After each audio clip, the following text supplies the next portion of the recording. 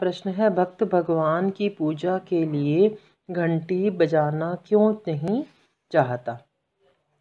क्यों घंटी बजाना नहीं चाहता? क्योंकि घंटी बजाने से भगवान का निरादर होगा। निरादर मीन्स अपमान, इंसल्ट होगी। क्यों? क्योंकि हम ये मानते हैं कि हम भगवान कहाँ पर है, कण कण में है, और हम जहाँ कहीं भी खड़े होकर दिल से प्रार्थना करते हैं भगवान के सामने, तो भगवान हमारी प्रार्थना को पूरी करता है। ये नहीं है कि ज़रूरी घंटी बजाने से ही भगवान हमारी प्रार्थना को सुनेंगे। भक्त भगवान की मूर्ति पर फूल चढ़ाने में क्यों हिचकिचाता है? देखो, जो मूर्ति है वो भगवान की है।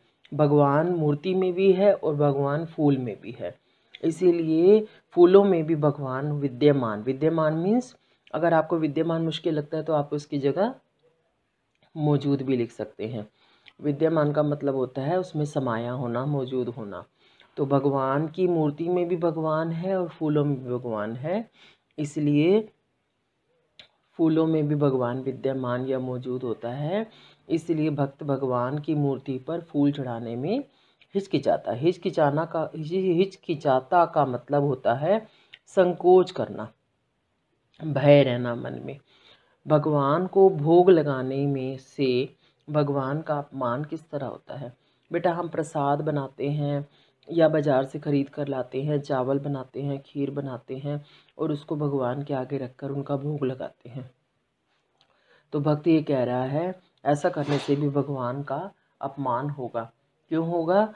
क्योंकि भगवान ही हम सबको खिलाने वाले हैं।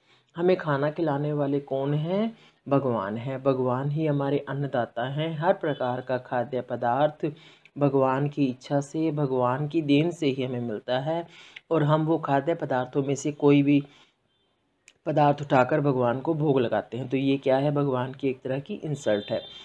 मंदिर में भगवान के आगे, मूर्ति के आगे खाना रखने की बजाय किसी गरीब को खाना खिला देना ज़्यादा उचित है। भक्त भगवान को चंदन क्यों नहीं लगा पाता? क्योंकि हमें पता है कि भगवान निराकार हैं। भगवान का कोई आकार नहीं है, उनका कोई निश्चित रंग, रूप, आकार नहीं है। वो जन्म नहीं लेते, उनकी कभी मृत्यु नहीं होती। तो इसीलिए भगवान का कोई निश्चित आकार न होने के कारण भक्त भगवान को चंदन नहीं लगा पाता।